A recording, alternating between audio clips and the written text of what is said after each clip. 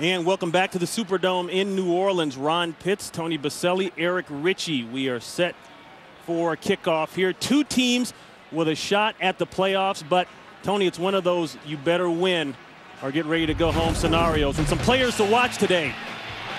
Marcus Colston putting up Pro Bowl numbers, having a Pro Bowl type of year, along with David Patton. Doesn't get a lot of pub, but you can see the numbers are starting to increase.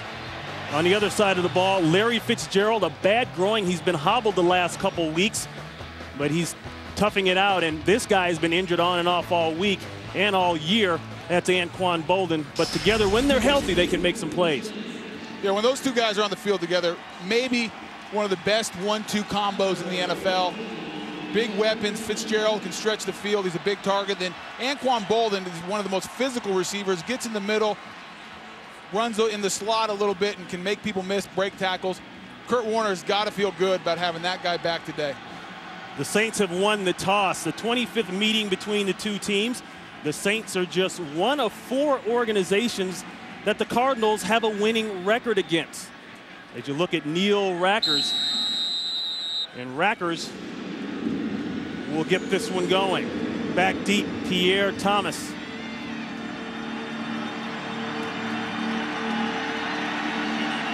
Ball falls off the tee. Even the ball is nervous, Tony. Well, it shouldn't be. If this is only one of the 4 teams that they have a winning record against, this ball should be ready to get kicked off. I mean, not a great sign as a franchise if there's only one of 4 teams that you have a winning record against. But 2 different franchises that have changed a lot in the last couple of years with the 2 new head coaches have changed the atmosphere in both franchises. And most importantly, both still in the playoff hunt. This will be Thomas at the goal line. Avoids a couple, gets it out to about the 20-yard line. As we look at the Saints coming on offense, we talked about this is a pass-first offense, but they can't forget about the run. Last week, it was most of the yards in the second half, but Aaron Stecker had a good day. They just need to have some semblance of balance. And then for the Cardinals defense, break breeds his rhythm. He doesn't get sacked a lot, so you might not be able to sack him, but you need to hit him and make him feel uncomfortable because this is a rhythm passing offense. 1st and 10 pass for Breeze. Completion. That's the fullback, Mike Carney. And there's a look at the playoff picture. You can see the division leaders, Dallas, Green Bay, Seattle. They've locked up the division. Tampa Bay has not locked it up as of yet. The wild cards, the Giants in the driver's seat, along with Minnesota. And basically, Tony, New Orleans, Arizona chasing Minnesota for that second wild card spot. The Saints need the Vikings to lose and them to win out, and they're in. Back to the ground game. That's Aaron Stecker. Fumble. It's picked up by Arizona. That's Blackstock. And Blackstock is out of bounds inside the 10.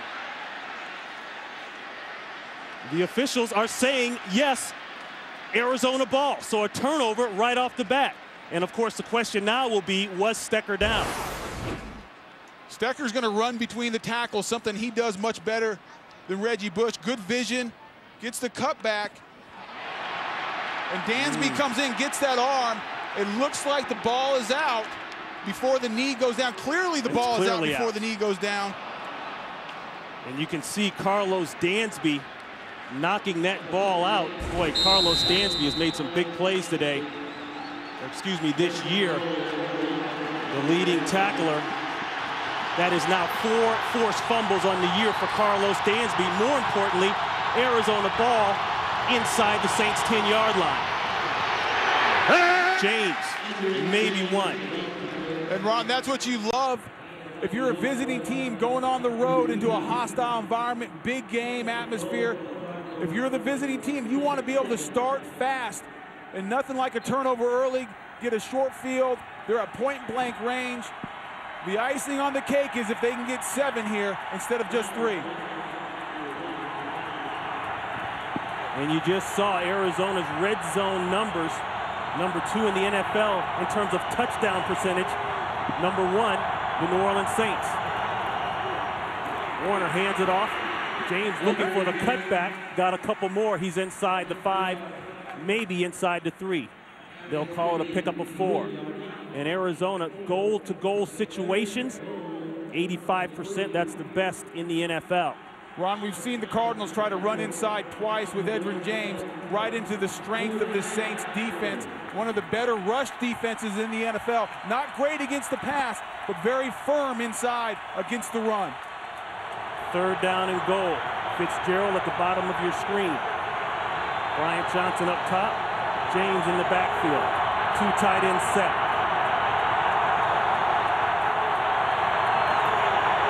James again. Lowers his head. Still driving. I don't see a sign yet. No. Now the Saints are saying a ball is loose. They're going to call it 4th down. He didn't get in. This is the Ken Whisenhunt forward progress was ruled on the field that we thought we'd see all year out of the Cardinals, a physical running team, running the ball 3 times in a row, just trying to shove it in, and they're going to be aggressive and stay on the field and go for it. This is a playoff atmosphere, playoff implications. The last thing you want to do is to give the momentum back to the home team by getting stopped point blank. And Arizona couldn't get the personnel switch in time. They had to call timeout because the play clock was running low.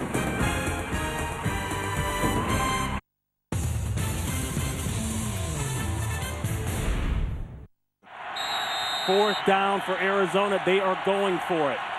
They have brought in an extra offensive lineman. I like the call, Ronnie. This isn't.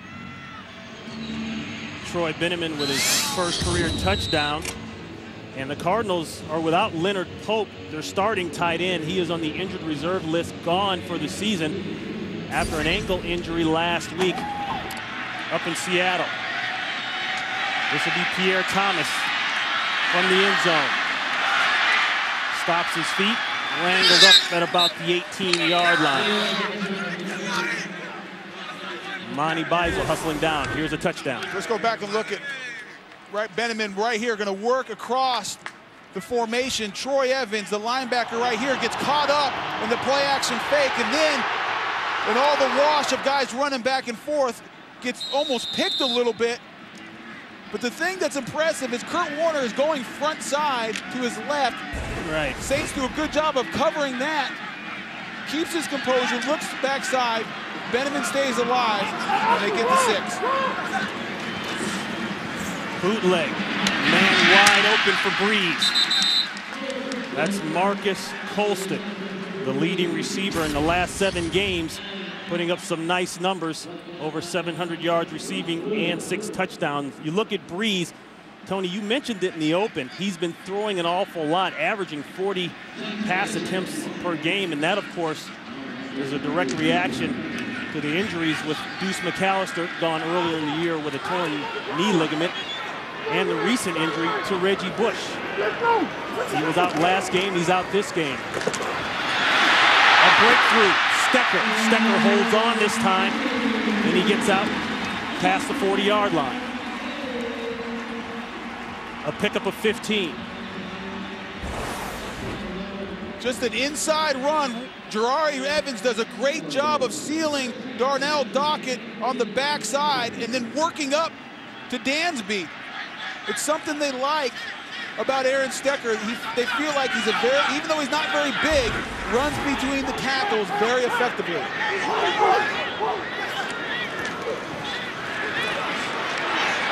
Breeze with plenty of time, checks it down. That's Stecker again, and Stecker maybe got a couple, rounded up by Gerald Hayes. And that's one thing that Stecker can do. I mean, last week against Atlanta, had a nice day on the ground, Tony, but he's been known throughout his career as a guy that can be effective coming out of the backfield. He is, and he's been known for a special teams guy more than anything for his whole career, to the point where he is the special teams captain for the Saints. And he was laughing that they've been giving him a hard time, take the C off, because he doesn't even play special teams anymore now that he's the featured back. Stecker may have gotten the first down on the spot. Tackled by Carlos Dansby. Talking to Sean Payton, it's this run game we've seen so far early, they've handed the ball off more than they did almost in the whole first half last week against the Falcons, and it's something that Sean Payton really wanted to get back to. He understands that they're going to throw the ball first, and that's their strength right now with Deuce McAllister being out and Reggie Bush. But he wants to make sure they stay at least a little bit balanced, because he feels like that'll open up the play-action pass in the middle of the field much better if they can run the ball just a bit. Payton, the NFL Coach of the Year last year, as you look at Reggie Bush. The play clock, I think, got Drew Brees. Did they get the timeout? I know they have the first down. We'll check in for the first time today, officially, with our official Ed Hochuli. Before the timeout was called, there was delay of game offense. It's a 5-yard penalty. It's still first down. I didn't think they got it out. And so they will go back. And we were just talking about Sean Payton. Payton told us earlier this week that these are not the same old Cardinals. And we've heard that a couple times. The Seattle Seahawks mentioned that after that game against Arizona last week. A much more physical, much more aggressive team than in past years. 1st and 15 after the penalty. Another boot by Brees. He brings the heater. It's a first down. That's Terrence Copper.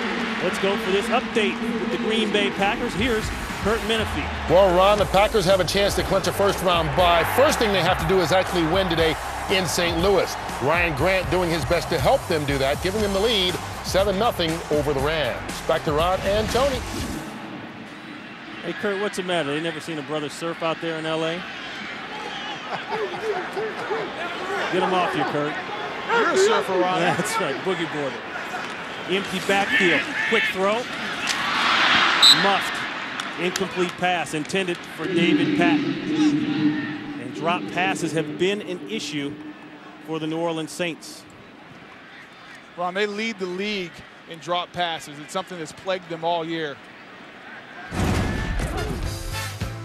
And it's not just one guy. Everyone's taken their turn this year with the case of the drops. Some really easy ones, not difficult balls. It's amazing to think. I mean, Drew Brees already has some good numbers. What would they be if these guys held on to the ball a little bit better? That's Billy Miller. Billy Miller holds on. Miller has come on in the past couple weeks as a tight end. Eric Johnson will not go today with an injured groin. So Miller is the guy. And we're talking about the drop passes for New Orleans. That's 38 now. Yeah, I was going to say, overall. Make that a 38 right there, Ron. And the Saints don't want to see that number go up any higher than it already is. There's not really one answer to it. I mean, most of these guys, I mean, Marcus Colston probably has some of the best hands in the NFL, so you wouldn't expect to see drops like that on a Sean Payton team. 3rd down and 4. Check down to Stecker. He'll have to get 4 on his own. I believe he got it. Oh, no. They mark him back about a yard. Let's wait on that to see it for sure. Dansby forced them out of bounds, but it looks as though they're going to be just shy.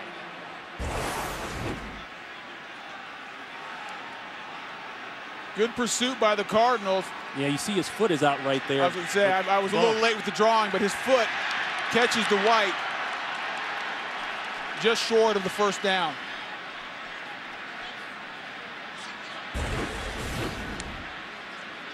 New Orleans is challenging the ruling on the field where the ball with forward progress was spotted. And that is one of the things that you can challenge is the spot as it pertains to a first down. Challenge coming up.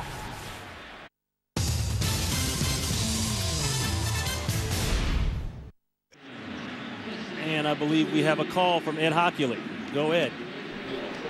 The runner stepped out of bounds with his right foot before he reached the ball forward. The ball was at the 23-yard line when he stepped out of bounds. Therefore, the ruling on the field is correct. Stands as called. It's 4th down.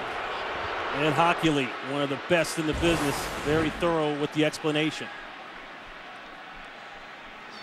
You can see the foot, the right foot, the right toe, get just a piece of the white of the sideline. You can see the 4th down conversions this year for New Orleans. Stecker straight ahead. Looks like an easy first down to me.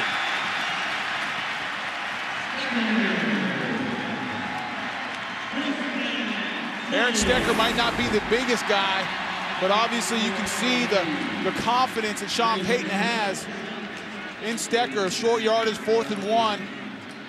Gets his shoulder pad square and sticks his nose up in there. Runs right through the arm tackle of Gerald Hayes. He only needed 1, he got 3. And they go back to Stecher. Not much there. Like Arizona, the New Orleans Saints are fighting for one of 2 wild card spots. They're in a good position because they're only 1 game behind Minnesota, Tony, as you already mentioned, and they have a good conference record coming in at 5-4. Yeah, they are in the best position out of these 2 teams. All they need is Minnesota, which is a big task because they're playing very well, to lose 1, and then they need to win the rest. Bootleg early here for New Orleans. This could be a touchdown. It is for Marques Colston. That's his 9th of the year.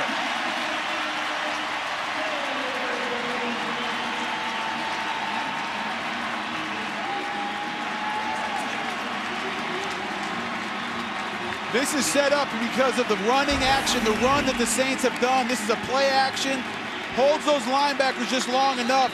And then Colston, right before we paused it, did a great job of sticking Francisco, causes Francisco to stop his feet, gets over the middle. Great route by a young receiver. First extra point as a Saint by Gramatica.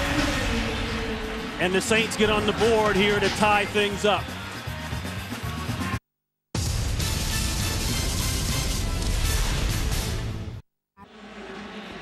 So the 4th down gamble pays off for Sean Payton, and with that touchdown catch, Marques Colston goes over the 1,000-yard mark. It's shocking. This is a 2nd-year player, 7th rounder out of Hofstra. Now one of the best receivers in the NFC. Remarkable story. 2nd year in a row, over 1,000 yards. Preston is shut down early. Jamal Branch is there, back to the touchdown. Coaches talk about the run so much. Watch the run action on these 3 linebackers, how they all go and bite up and get 0 depth, leaving Francisco on an route can beat a double coverage like that, and Colston ran it. Time for Warner. Edge can't hold on.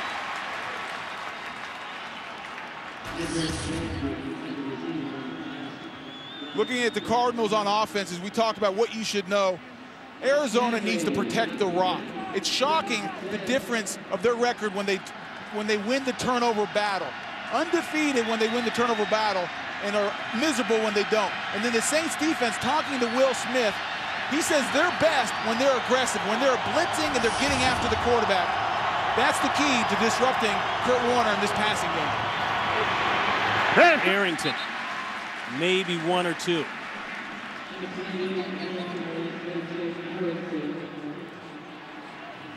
So Kurt Warner, we talked about his dome record, very good. His career versus New Orleans, that's also pretty darn good, especially that quarterback rating. Anytime you're undefeated, 3-0, take that every day of the week. It's interesting, Ron, watching both these teams come out.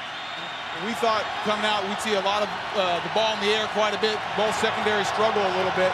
Both coaches have come out and tried to establish the run. They bring Shipp in for protection. 4 wide receivers on the field. Pressure hot, backside. They try to throw the screen, but there's just not enough time. Intended for Marcel Shipp. But Will Smith was hot on the pressure, and that'll bring on 4th down. And this is a play you run when you're trying to slow down that rush. Remember last week against the Seahawks, they really struggled up front, in particular Levi Brown on 3rd down situations, blocking up and pass protecting. This is a play Ken Whisenant wants to set the tempo, give his guys a chance up front to take a deep breath. Easy play for the offensive line, that screenplay. Wasn't executed very well, though. A flag is down. Berger drives it out to the 25. Lance Moore dancing. Boy, Michael Jackson's got nothing on him. He didn't go anywhere, though. But it looked good. Ralph Brown applied the wood, but let's check out the flag. 52-yard line drive punt by Mitch Berger, who was just brought in 2 weeks ago. Illegal formation offense. Number 71 was lined up in the backfield. 5-yard penalty, repeat 4th down. Joe Tafoya. So they'll re-kick it. Someone on the sidelines needs to tell Lance Moore that north and south is the direction to go. He went sideways. He was dancing around. He didn't go anywhere. Mitch Berger is the third punter the Cardinals have had this season. They surprised everyone in preseason by cutting the veteran Scott Player. Then they went to Mike Barr, the free agent. His kick time was slow. They got one blocked. A couple others nearly blocked, and that was it for him. And enter Mitch Berger. Berger, a former New Orleans Saint, kicked down here for a few years. This is where you can see a big return. These Cardinals cover guys just ran 40 yards full speed, probably a little bit out of breath. Sucking air, right? Not a good punt. May not be a return on this one, but a great bounce for Berger. Ball landed at about the 36, rolled all the way close to the 25-yard line. 54-yard punt for Berger.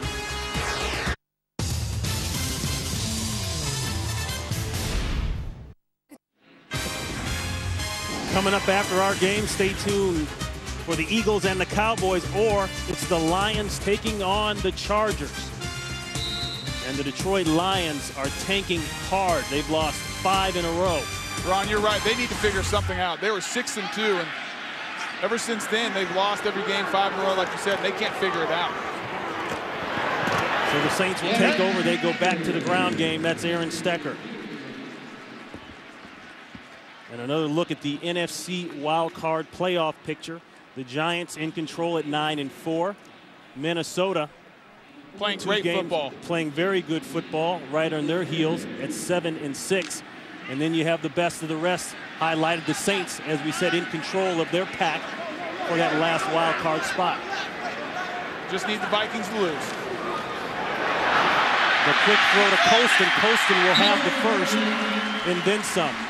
And I think it's clear that Colston is making a strong bid, or has made a strong bid for that Pro Bowl. For a young receiver, he does so many things well. We saw it on the last drive, how he stuck to safety. That's a veteran move. It takes guys years usually to figure that out. And then just the raw, natural talent this guy has. Physical ability. He's big, he's strong, he's fast. That's like an extended handoff. You get him in space one-on-one against a corner, and it's a mismatch every time. Last year finished up with all rookie honors, including Rookie of the Month award back in October.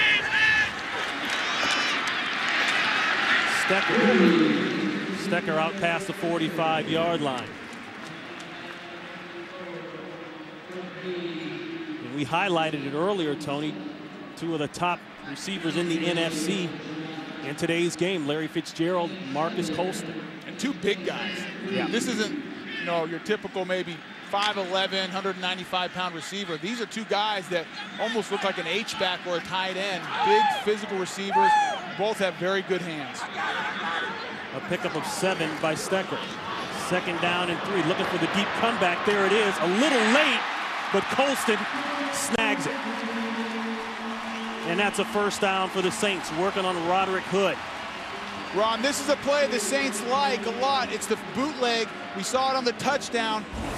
They'll run it all day long until the Cardinals figure out how to stop it. You get Colston ISO'd one-on-one outside against Roderick Hood. And there's the strong hands we were talking about. Drew Brees says he attacks the ball with his hands. He's so aggressive. He never lets it get to his body. That's decent coverage there. Colston just out-muscles him for the ball. 2 tight end set, that means run. There's Stecker, plenty of room to run, and Aaron Stecker showing you why he had 100 yards last week against Atlanta. Let's go for a game break out to Los Angeles. Here's Curt Menefee. Well, Ronnie, the Tampa Bay Buccaneers came into the league in 1976. So for 31 years, we've heard they've never run a kickback for a score. You won't hear that anymore. Michael Spurlock, 90 yards on the return. It took 1,865 chances, but the Buccaneers have finally done it, and they scored to lead 14-3. Ron and Tony. Now we can't talk about that next time we do a Tampa Bay game. Those poor Falcons, they can't get anything to go for them. The coach quits on them, and the guys in the pregame show, they were all over it, and rightfully so, as Stecker runs for a couple. Dockett on the tackle. We haven't seen this kind of balance out of the Saints for a long time, probably since Deuce McAllister got hurt. He was the grinder, he was the runner. But really balanced. This is the game plan that Sean Payton shared with us. This is ideal for them right now.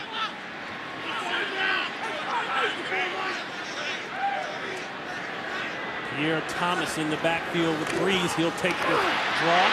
And a big hole for Thomas. Thomas has a first down. That's the rookie free agent out of Illinois.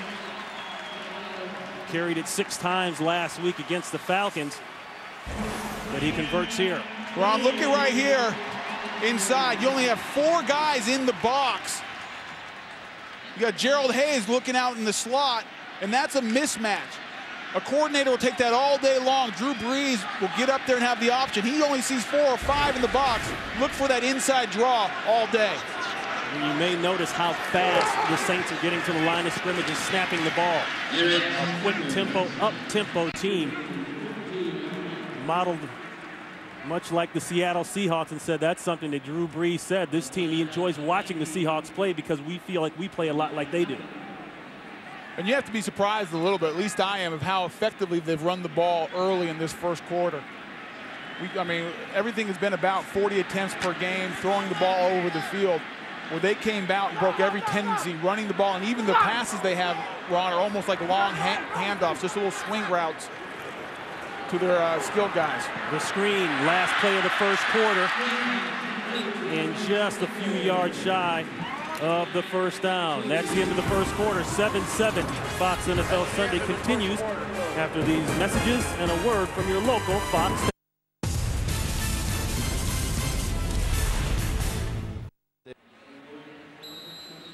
We're back ready to start the second quarter. Ron Pitts, Tony Boselli. A 3rd down and short for the Saints as they threaten to score here in the second quarter. Spreading them out like they have all day. Quick throw. That's Henderson. Excuse me, that's Terrence Copper. And Copper will have the first down. Ron, this is something the Saints have done to run the ball effectively. They are spreading them out, putting them their 3 and 4 wide personnel. The Cardinals are responding, only having 4 or 5 in the box. The matchups do not work in their favor. You can get a man on a man, and that's why Stecker's running free. Even on that 3rd and 1, which is typically 2 tight personnel, the Saints are spreading them out. Stecker trying to get in, going to be about a yard short, maybe 2 of the goal line. Referring to the 3rd and 1, typically teams would put your 2 tight personnel on 3rd and very short. The Saints are sticking to the game plan. Obviously, they saw something that they could spread out the Cardinals and take advantage of them. Quick snap. Breeze looking for the end zone. Incomplete. Had 2 men in the area. Couldn't make it work. Looked like he had Billy Miller and Ronnie Gent.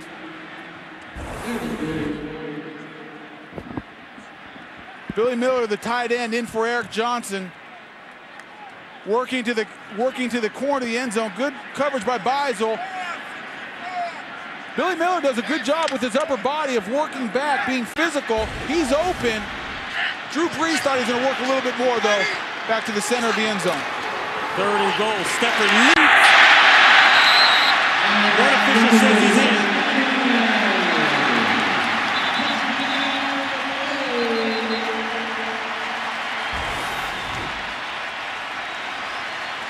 It's all about getting push as the offensive line. The Saints offensive line, good push initially. It doesn't look like the ball gets across. It does not matter where his head is. It's only the ball. Well, obviously, they saw something else. From that angle, you couldn't see the ball. One official ran across, put his arms up immediately, signaling touchdown. And for Aaron Stecker, that's his 2nd touchdown rushing of the season. And the question is, do you challenge? But because from the camera angle we had, you couldn't see the ball. The line judge on the other side had a better view of it, tough play to review because I don't know if there's inconclusive evidence to overturn it. Gramatica puts the extra point through. And Aaron Stecker has done an awful lot thus far. 54 yards rushing, 20 yards receiving, and now he's got a touchdown. And this is the view I was talking about, Ron. It wasn't inconclusive, excuse me. It's conclusive evidence. You can't, it's hard to see the ball from this angle. At this point, he's not across yet, but you can see his arm kind of stick it out.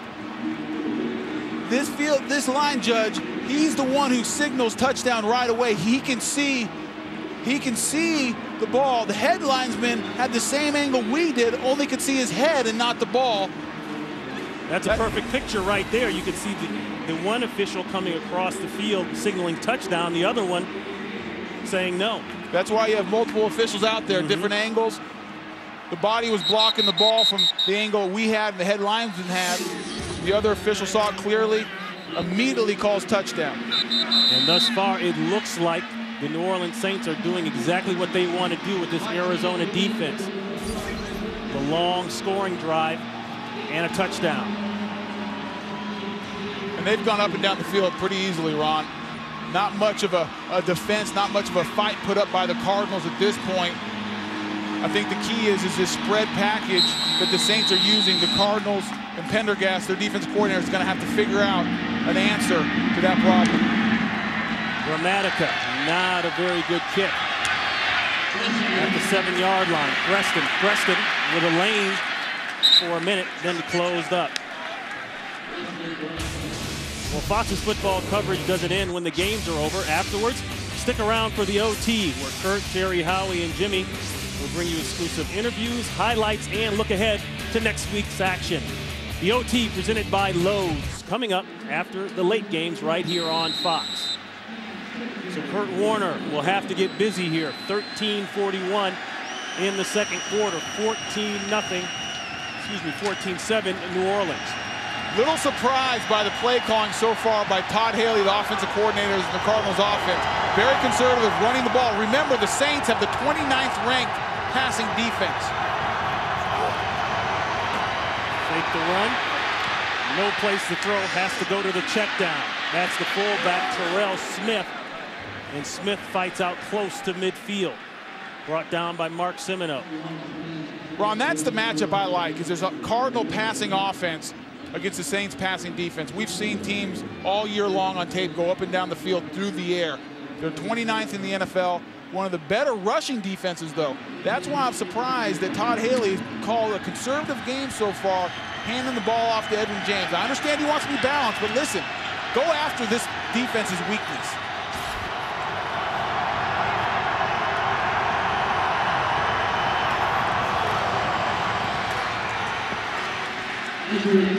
James loses the ball, but it's recovered by the Cardinals. No catches thus far by Fitzgerald or Bolden, two of their key guys. Al Johnson gets on this ball at the end. Fujita gets his right arm in there, knocks it out. A lot of times that happens when a running back's fighting for those last couple yards. Everybody's holding him up. Defenders are trained today.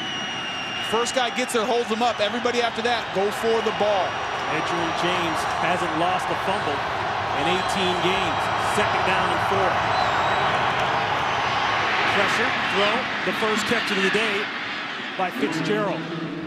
Fitzgerald is down to about the 36-yard line of the Saints. This is the Achilles heel of the Saints defense. Even last week, they blew out the Falcons. But Chris Redmond, their backup quarterback, had 298 yards, 2 touchdowns. The Falcons moved the ball through the air. I expect to see more of that from Todd Haley, their offensive coordinator. First and 10. Front. James with a hole. Edgerrin James with a nasty stiff arm as he fights inside the 15-yard line.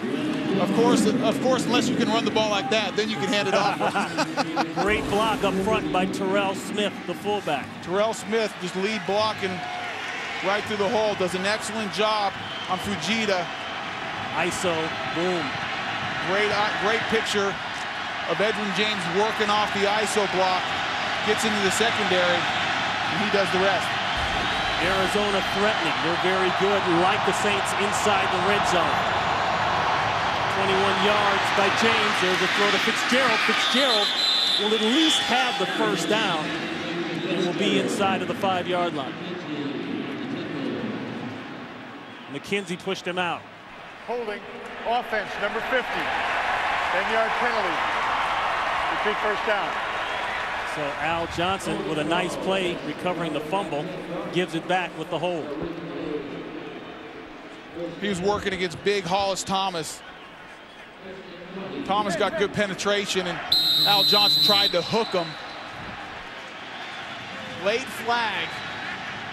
You can see the frustration of Kurt Warner. Sacks and penalties are drive killers in this league. Tight formation for Arizona. 1st and 20 after the penalty.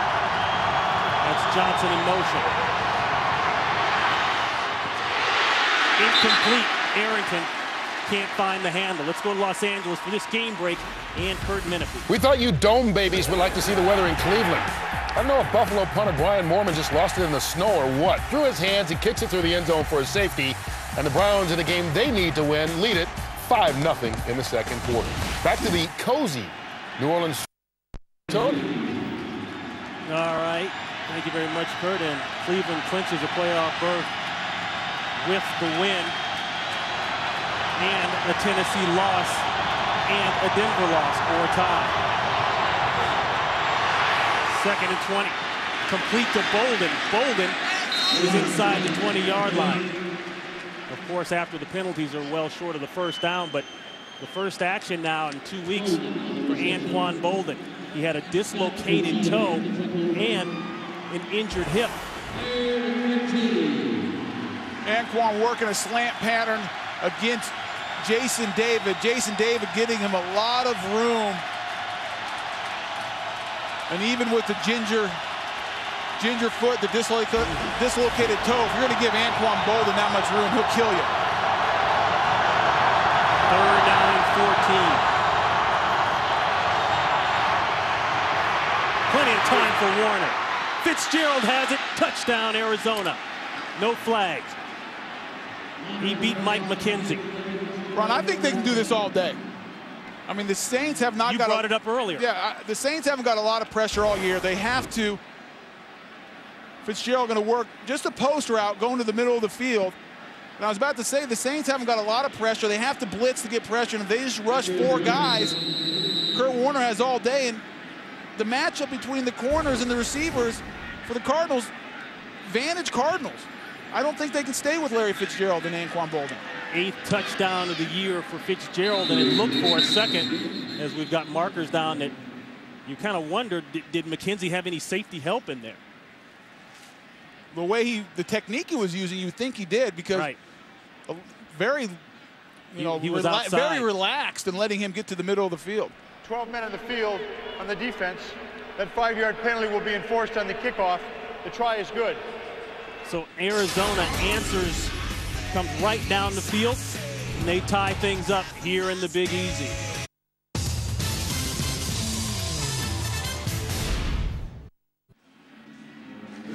Tony, you watched Larry Fitzgerald in that Seattle game last week, the first couple plays, and it made you cringe because he could hardly run with the groin injury. His groin looked good there. No problems, looks much better, had a better week of practice. He's wearing a special girdle that keeps everything tight in there, and it's going to be important for him to keep himself warm on the sidelines when the defense is on the field. This will be Thomas. Thomas with a lane, almost got through it. Monty Beisel hustling down for the tackle. We've got a hot one here in New Orleans, tied up at 14.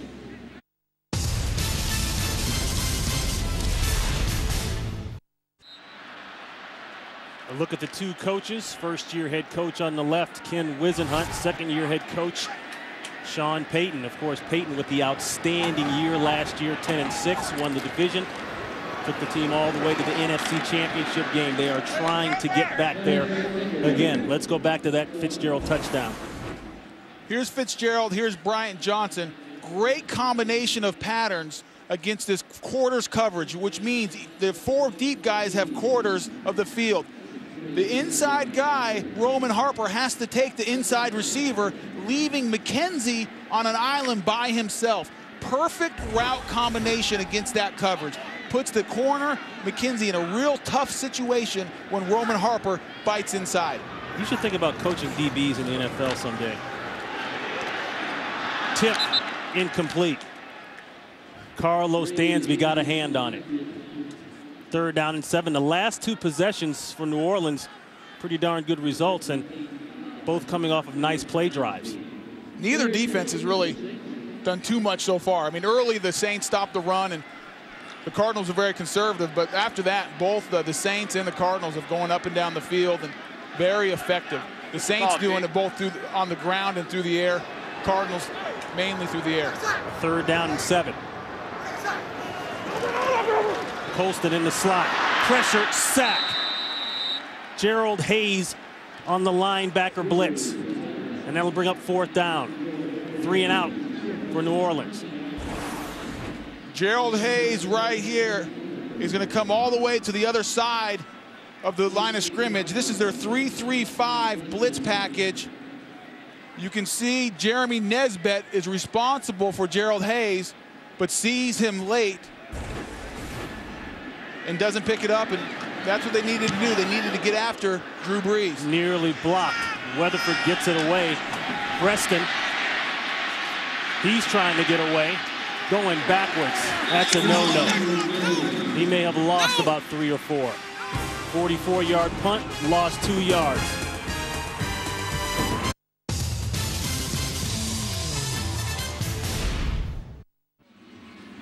My man definitely has a lot of free time on his hands, wouldn't you say, Tony? That's an interesting helmet. I'm not sure, is that a protest against the officials with the whistle? It's an interesting look. 1st and 10 toss. J.J. Arrington. And he picks up a couple. Well, this January, the All-State Bowl Bash comes to Fox, beginning with the AT&T Cotton Bowl Classic, followed by the All-State Sugar Bowl, the Tostitos Fiesta Bowl, the FedEx Orange Bowl, and concluding with the All-State BCS National Championship game between LSU and Ohio State. The All-State Bowl Bash begins New Year's Day only on Fox, and that is Charles Grant, the 6-year veteran out of Georgia, former 1st-round pick. We'll check on him when we come back.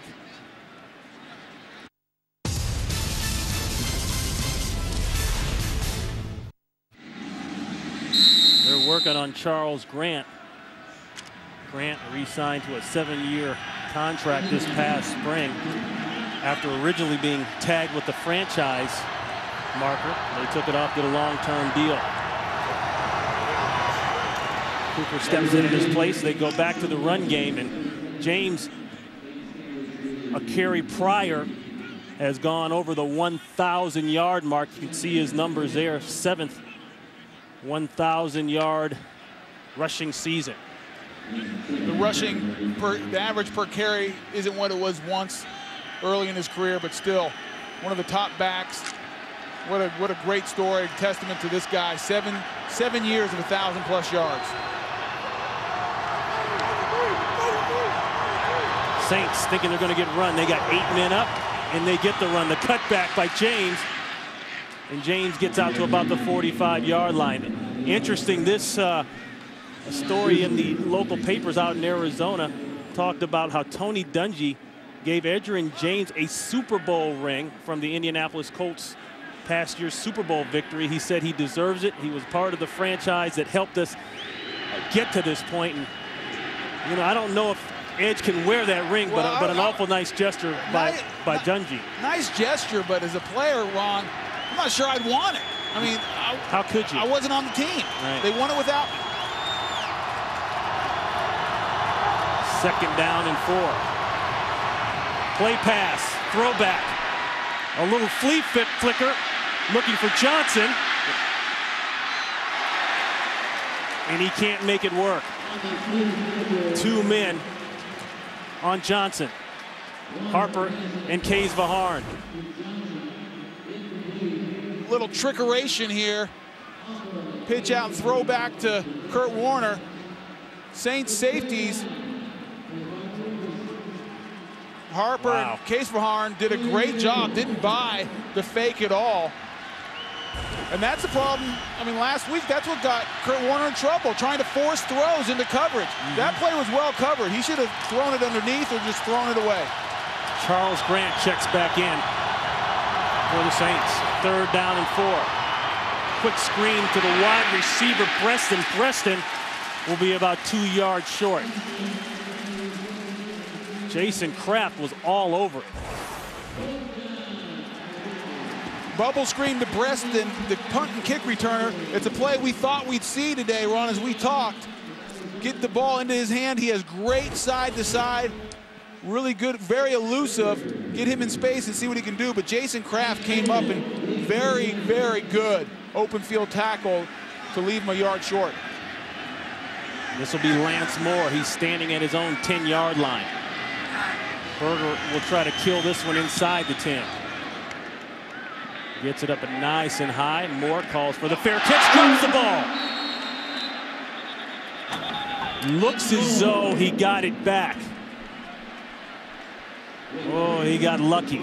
Keep your eye on the ball. Saints ball, barely, when we come back.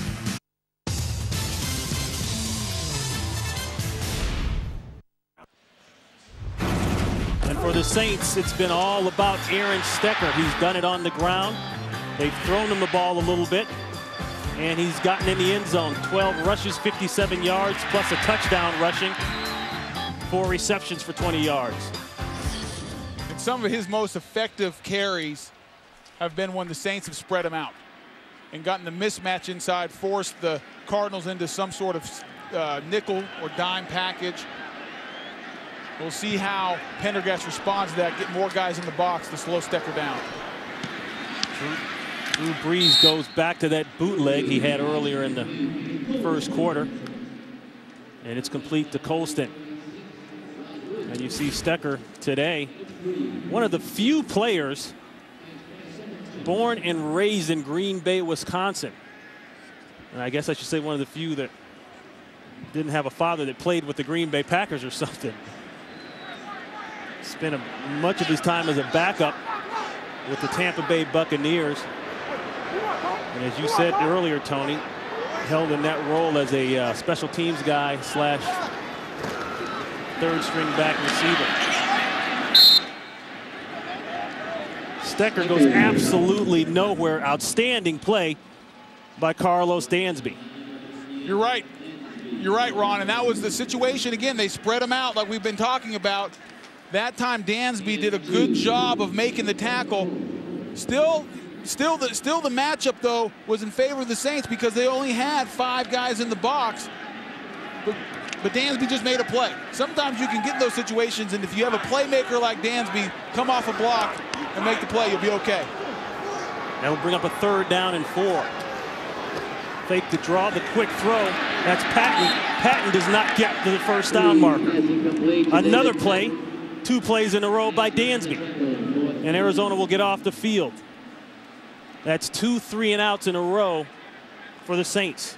Great couple series by Pendergast's defense. Up until that point, Ron, the Saints were going up and down the field at will, run and pass. A little bit surprised that Sean Payton hasn't, been a little more aggressive, throwing the ball down the field, in the middle of the field with Colston. A lot of dump passes and inside runs so far. Excuse me, Tony, whatever Arizona's doing, it's worked the last 2 series in the secondary. Weatherford with the punt. Preston makes a move, gets a block, another move. Steve Preston is out of the gate. The punter may have saved the touchdown. That's Steve Weatherford, 53-yard punt. 29 yards on the return by Preston. And Preston this season, he has been spectacular in the punt return game. That's a 73-yarder, week 4 versus Pittsburgh. And he's done a 73-yard touchdown, Tony. Excuse me, Ron. He's done a great job of setting up field position for this Cardinal offense all year long, and talking to John Bonamego, the special team coach for the Saints, he was very aware of how dangerous this rookie is. So good field position for Arizona. Warner with time, middle of the field. Intercepted, Roman Harper.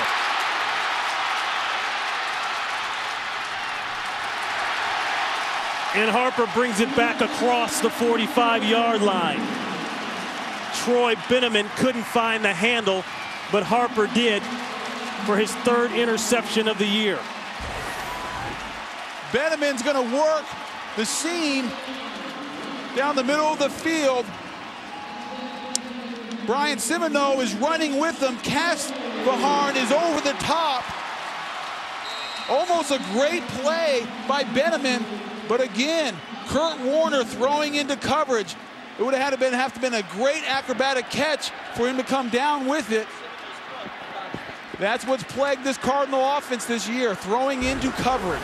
The hit by Cass Vaharn, the interception by Harper, and they go back to the ground game. Ron, that was a Tampa 2 coverage where Brian Semino, the middle linebacker, is going to run down the middle of the field with the tight end. You had the 2 safeties, Cass Vaharn and Harper over the top. Big hit by Cass Vaharn. Harper in the right place at the right time. Great response by the defense. After that special teams play, they had a short field, got off the field quickly, and then gave their offense a short field. Harper had an interception for a touchdown last week against Atlanta. That one batted down by big Gabe Watson, the defensive tackle. That'll bring up a 3rd down and 6. Another look at the NFC playoff picture. These 2 teams now fighting for that last wild card spot, most likely out of reach for the New York Giants, but the Minnesota Vikings are the team they're trying to overtake. The playoffs started today for both these teams. They realize if they lose, they're out. If they win, they live for another week, have a chance to catch the Vikings. Pressure, cut. That's Colston, and Colston's got an easy 1st down.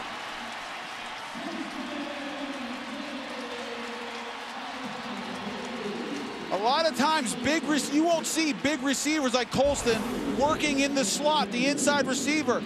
He's going to work over the middle of the field. He told us it's actually a position he feels more comfortable with in the slot instead of being outside. Nice little stop and start route against Antrel Roll. He's very effective, Colston, working in the middle of the field. 1st and 10 pass going deep. It's caught. Touchdown, David Patton. He beat Roderick Hood.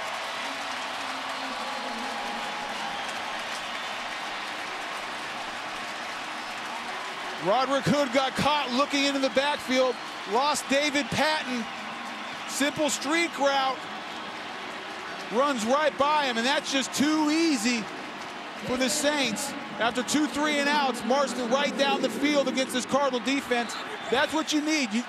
When your defense gets you a turnover as an offense, you need to respond.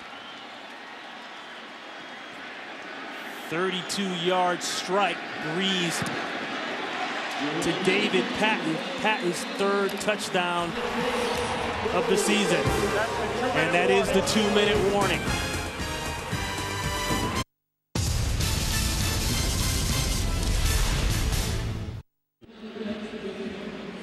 And David Patton, as you look at the scoring drive, lit up the Falcons last week. 9 catches for 122 yards and a touchdown. Patton, the guy that the Saints brought in to help replace Joe Horn, doing a pretty good job of it. That ball may go out of bounds. Really probably 1st time out type of jitters for Gramatica. Hadn't had a lot of experience being picked up this week.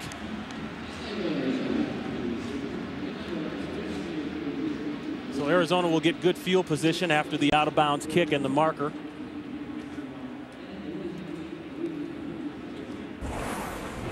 David Patton is going to be working against Roderick Hood. Starts all right if you're Roger Hood right here. He's running with David Patton, a little hand fighting. Not sure why he looks back into the backfield. Usually you'll see a corner run with them until the last second where he either sees the receiver's eyes or hands indicate the ball's coming. Poor technique by Roger Hood. Both secondaries not very good. The Saints ranked 29th in the NFL. Arizona ranked 24th. Plenty of passing going on. That's Arrington for a couple. It's 2 weeks in a row that David Patton's had a big day for the Saints. You said it, replaced Joe Horn, and Sean Payton said this week he feels like he made the right choice, and David Patton's paying off for him. 2nd down and 9. Trying to go to the slant, it's not there. A marker is down at the 35-yard line. Larry Fitzgerald, the intended receiver. Holding, offense number 69, 10-yard penalty, repeat 2nd down. Well, coming up, it's the Visa halftime report with Kurt, Terry, Howie, and Jimmy. They'll have all the latest scores and highlights from around the NFL, plus the Fox Sports ticker with the up to the second stats. That was Mike Gandy holding, working against Will Smith, the Saints' best pass rusher. So much for the good field position from the penalty on the kickoff. 2nd and long.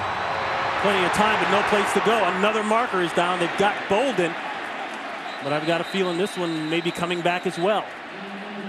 Jason David on the coverage. Holding, offense number 69, 10-yard penalty, repeat 2nd down. That's Gandy again. Gandy, the left tackle, working against Will Smith. And actually the Saints are going to run a TE, a twist game. Gandy's hands are clearly outside on the shoulders of the shoulder pads of Charles Grant. A TE is a twist game where the tackle goes first and the end comes behind up the middle. Russ Grimm, this is 2 weeks in a row. Last week was Levi Brown. Today it's Mike Gandy struggling in pass protection. Arizona, the most penalized team in the NFL, showing it thus far with 4. They go right back to Anquan Bolden, but believe it or not, the 1st down marker is at midfield. Timeout, New Orleans. That's their second. It's a 30-second timeout. Timeout by New Orleans. Well, tonight at 8/7 Central, an all-new Simpsons. Don't miss the extraordinary trip inside Homer Simpson's mind. This should be real good. The Simpsons tonight, 8/7 Central, right here on Fox. That might be scary going inside Homer's mind. I'm not going. I'll stay inside my own mind. Thank you very much. The Saints use the timeout there, hoping they can get, 3rd and long, and they can get a stop here and have enough time left on the clock for them to run their 2-minute drill, hurry up offense and get some points. That's why I was a little bit surprised they took the last penalty, because it would have been 3rd and long the last play, which would even have conserved more time. And it's almost comical to see how far the 1st down marker is from where they started on that last play. Now, this is a 3rd and forever. And now Arizona's got to burn one. Timeout, Arizona.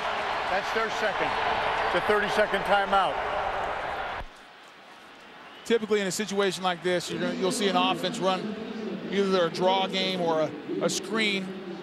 Not really giving up, but hopefully, it's a safe play, not going to turn the ball over. And, if it's executed perfectly, you can pick up the 1st down. Don't want to take any chances, usually down the field, force something into coverage, and then give the Saints good field position with plenty of time left in the 1st half. Ken Wisenhunt told us this week the big point of emphasis, obviously after the 5 interceptions by Warner last week, was be aggressive. I know I can't take that away from you, but be smart with the fits. Well, ever since he came in for Matt Leinart, who's recovering from the broken collarbone that happened when Will Witherspoon of the Rams hit him, this has become more of a up-tempo passing offense. And listen, Kurt Warner's an aggressive guy. He's going to take his shots when he can. 3rd and 16. Plenty of time. He's got Johnson, and Johnson unbelievably has the first down. That's the type of thing that will just fry a defensive coordinator's mind. That'll drive you crazy if you're the Saints. You have in the perfect situation, 3rd and long. Brian Johnson runs a deep in pattern. The offensive line gives Kurt plenty of time. They found the hole in the zone, soft zone. Gary Gibbs, the Saints defensive coordinator, is wondering, how do we give up 22 yards and a first down in that situation? That one intended for James, incomplete. Johnson working. They're going to come down. It's a deep in. If you want this pattern to work, 2 things have to happen. 1, the offensive line has to give you the time, which it does. And then 2, you have to have a miscommunication in the secondary. I'm not sure who Jason David thinks he's handing him off to. He has to realize he has an inside receiver in Anquan Bolden. So him being outside, he's responsible for that deep in. And you saw Fujita jump an early in route that opened up the window behind him. 37 seconds left. Inside pressure by Charles Grant. A marker goes down. Grant may have been a little bit early. They get the ball to Arrington, but let's check the flag. Grant got a great jump. Yeah, I think it's because he cheated. Maybe too good, right? Yeah, it was too good of a jump. Offside defense, number 94. 5-yard penalty. Repeat, 2nd down. You're seeing more and more of this out of defensive coordinators in the NFL, bringing their big defensive ends and trying to move people around to confuse them. Take Charles Grant, usually their left end who has his hand in the ground, bring him into a linebacker, see if you can confuse Gary Gibbs, defensive coordinator, trying to confuse the young offensive line of the Cardinals. Had it all dialed up perfectly. Charles Grant just a little early. 2nd down and 5.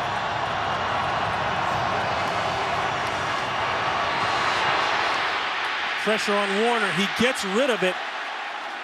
That ball looks like a lateral. He threw it out. Problem was it was to Al Johnson. To Al Johnson, and he is not a eligible receiver.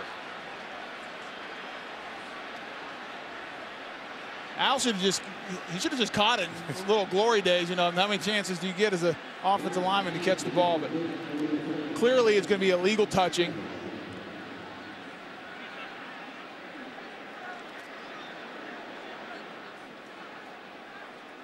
Ed Hockley and his crew discussing it. Warner had decent time, but the coverage downfield by the Saints was excellent. And just out of desperation trying to... There was no foul for touching an ineligible because the ball hit the ground before it hit the receiver.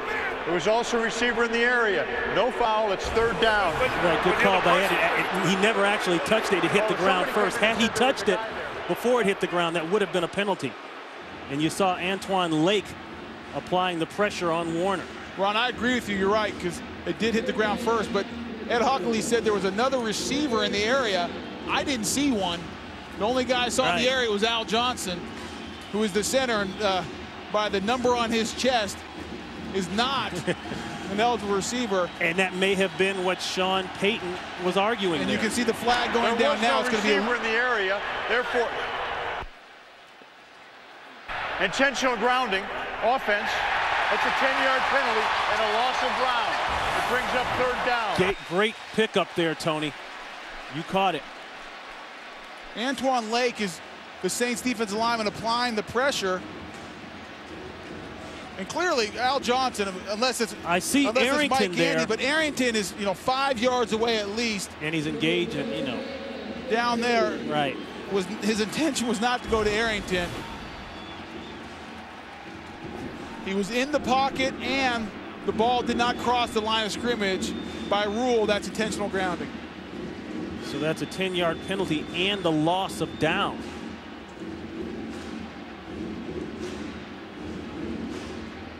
Arizona has the option to call a timeout. Instead, we will run 10 seconds, 10-second runoff as a result of that foul under a minute. Please reset the game clock to 14 seconds. 14 seconds. Because it's under 1 minute and it's a play that affects a running clock, Arizona can use one of their timeouts to prevent the 10-second runoff. Here's Al Johnson. Here's Arrington, clearly nowhere in the area of the receiver he was trying to get the ball to.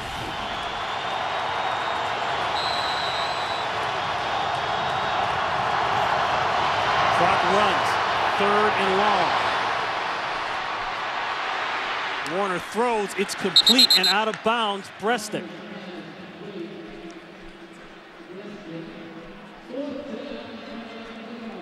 And it looks as though the Cardinals will bring on Neil Rackers. Now, Rackers had struggled from long distances.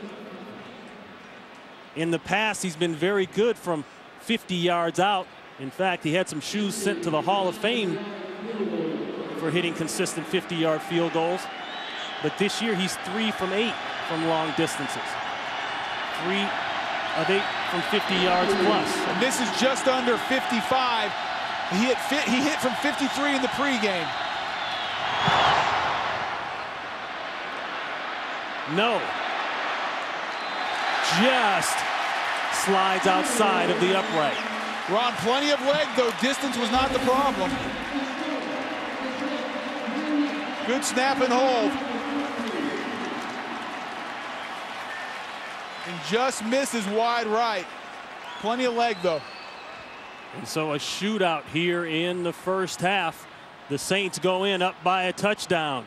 That's the end of the first half. We'll be back with more from New Orleans after these messages from your local Fox station. Ron Pitts, Tony Boselli back here in New Orleans. The New Orleans Saints lead by 7. And of course, this is all about one thing, the playoff picture in the NFC. It's all about the chase for the wild card. Both of these teams still are in that hunt for the final 2 wild card positions, really the final wild card position, because I don't think anybody's going to catch the Giants at 9-4. No, the Giants are really control their own destiny right now, as do the Vikings. If they lose one, though, the Saints come in, and so do the Cardinals. It's a playoff atmosphere right now.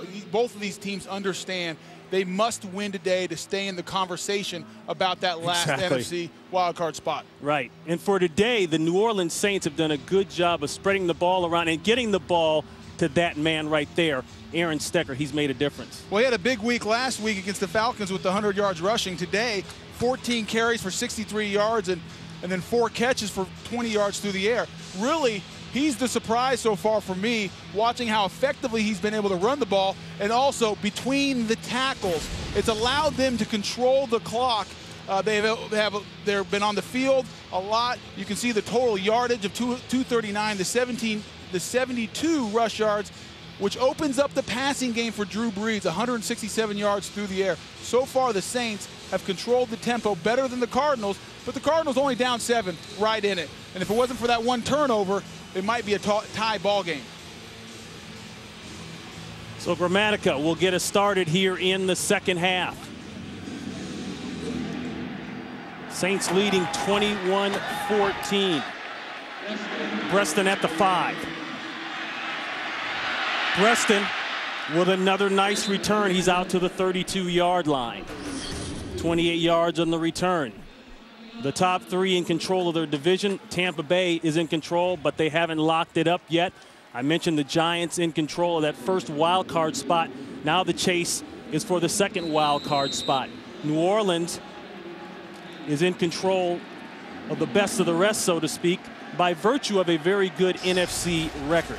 But they're going to have to hope that the hottest team maybe right now in the NFC, the Vikings, stubs their toe. They've won 4 straight.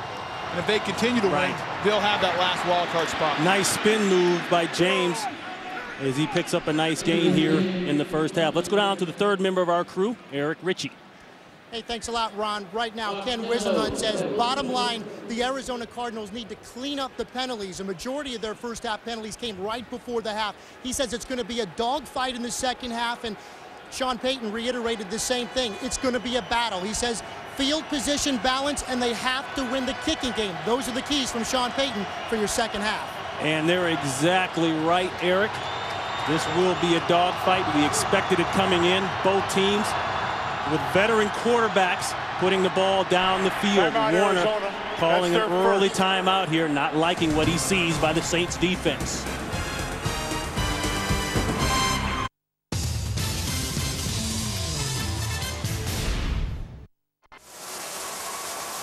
And the Arizona Cardinals offensive line, they're having some issues. Levi Brown, number 75, he was out initially, went back in. Now he's back out. Working on the helmet. Exactly.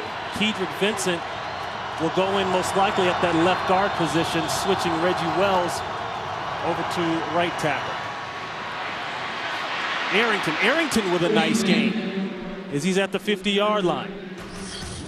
And a quick fantasy update. Drew Brees, of course, got the hot hand early on. Aaron Stecker, the guy you've talked about, Tony, 14 rushes, 63 yards. And, of course, they still don't have an answer for Marcus Colston. You know, I think one of the keys of the second half for both teams is the secondaries have to figure out how to cover somebody, because both passing offense, especially the Saints, have been able to move the ball at will, guys running wide open. 13 yards by Arrington, a fumble on the snap. Warner is able to get it back.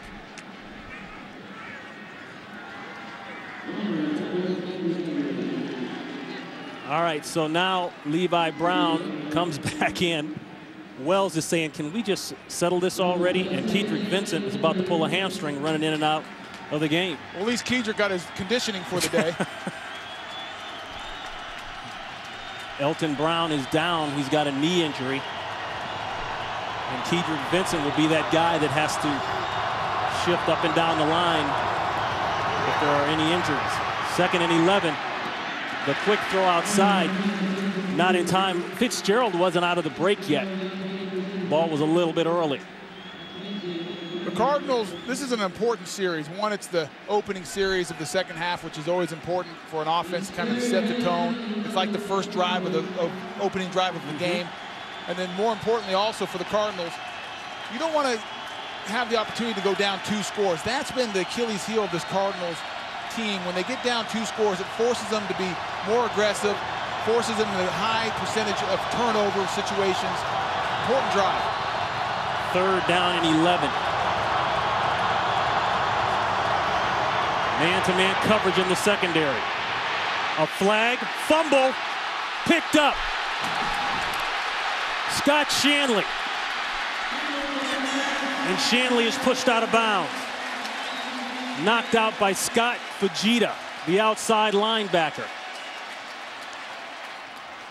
But let's check the marker.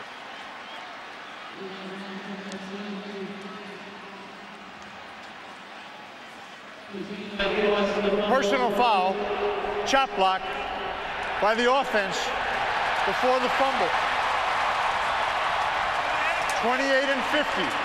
That 15-yard penalty is enforced from the end of the run, half the distance to the goal. New Orleans keeps the ball, 1st down. So not only is it a penalty, it gets tacked on at the end of the run. Will Smith comes into the middle of the screen, stand-up linebacker. It's the same blitz package we saw Gary Gibbs run in the first half. Kurt Warner has to know better. When a team blitzes you like that, you don't have all day to sit back there and scan the field. He knew it was blitz. He's got to get the ball out of his hand, throw it away if nothing's there. You can't hold it that long. Shanley picks it up, and good hustle by Levi Brown. I'm sure Scott Shanley's going to hear about it from his linebacker buddies getting walked down by an offensive lineman, but never give up. Don't quit on a play. Shanley, along with Fujita, the 2 free agents from Dallas, brought in, as you see, Warner and Haley arguing. Well, Todd Haley, it's something that he feels like Kurt needs to know. He needs to know the situation and get the ball out of his hand. You can't hold it that long. The end around Patton. Patton's going to get stopped just short. Francisco came down to make the tackle at about the 5. A pickup of 2. And you just saw Todd Haley, the offensive coordinator. And Kurt is saying, listen, I'm trying to find the guy down the field. And Kurt Warner, in his defense, this is how he's played his whole career. He holds the ball to the last second. It's created a lot of big plays for him. He's a big play quarterback, but that can bite you if you're not careful. Right. You have to know the down and distance and whether it's blitz or not. 2nd and goal. Stecker runs a man over and scores.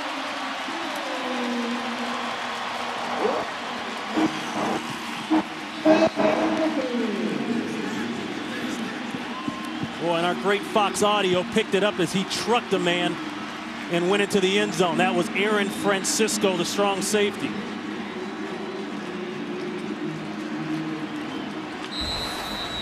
Just a simple inside run they've been doing all day between the tackles. Francisco gets trucked, and he's unblocked. It's Stecker's job to make him miss or run through him. And that's the first 2-touchdown game of the career of Aaron Stecker. Stecker, as we've got markers down on the extra point, subbing for the injuries to Deuce McAllister, showing the bicep. Well, you can and flex Reggie like Bush. Neutral zone infraction, defense number 42. That 5-yard penalty will be enforced on the kickoff. Retry from the 2. That foul happened before the ball was snapped by rule. Retry from the 2. They will retry, as Ed Hockley said, from the 2-yard line. Ron, I was going to say, you can flex like that if you're going to run over safeties. Oh, man, he just, that'll be on some highlight films for a while. And it's always in the run game. There's usually a guy that's unaccounted for. It's usually the safety a lot of times. And the running backs are taught, listen, if we block everybody else and get you to that level, you either have to make a miss or run right through them. And that time, when you're on the goal line, no time for trying to juke somebody and make a miss. Run right through them. And Aaron Stecker plays a lot bigger than his natural size. Movement again. Gramatica puts it through. And they'll tack on the penalty yards on the kickoff. New Orleans starting the pound.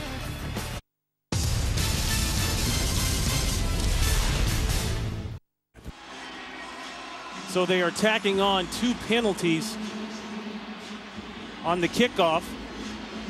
So the Saints, instead of kicking off at the 30, will kick off at the 40-yard line. Which hurts you if you're the Cards, because Steve Breaston, he should be able to kick it into the end zone and get a touchback. Steve Breaston's been one of your best weapons so far if you're a Cardinal. And Gramatica will have no trouble putting this one deep into the end zone and a touchback for Arizona. And you mentioned it during the break, Tony, the same thing that got Arizona in trouble last week. It goes back to the turnovers, as our graphics showed us. Yeah, it's 2 turnovers, 14 points. Now they're down by 14. Similar situation that happened last week in Seattle. And last week, they didn't respond very well. Todd Haley, the offensive coordinator, was unhappy. He felt like they panicked a little bit and started pressing. You know, they're not out of this game. They still just need to let the game come to them. Kurt doesn't need to try to force things. Take what the defense gives you. There's plenty of time.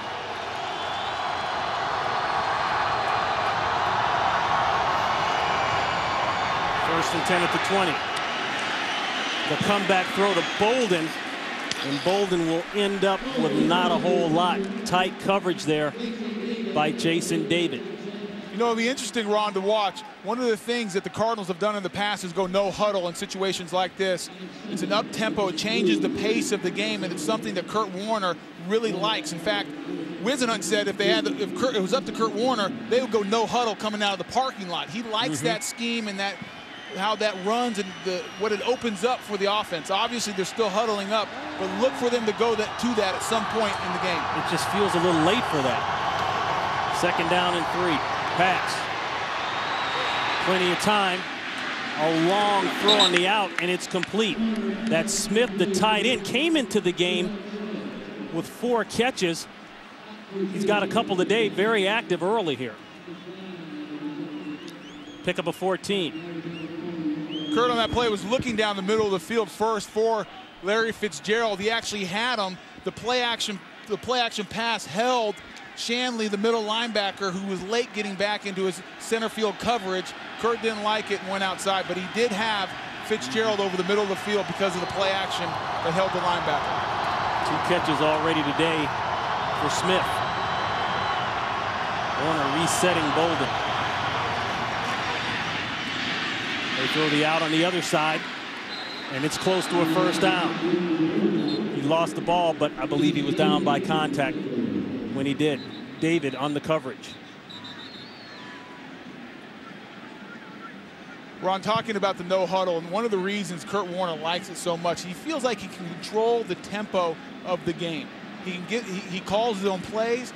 He gets them in the formation that he likes. and he feels like he can shore up some of their mismatches that they have. Second down. And then also take advantage of mismatches they might have outside. 30 seconds on the play clock, 30 on the play clock. The officials got together for a discussion, thought maybe there was a late flag, but no indication, and Hockley just resets the play clock. So ball on the other side of the 50 now for Arizona. Go ahead, Tony. And back to the 2 minutes, there's always a conversation between him and Whisenhunt. Kurt's always pushing for it. Whisenhunt's always holding back. He likes it, but only in certain situations. Doesn't want it to be too much of the package.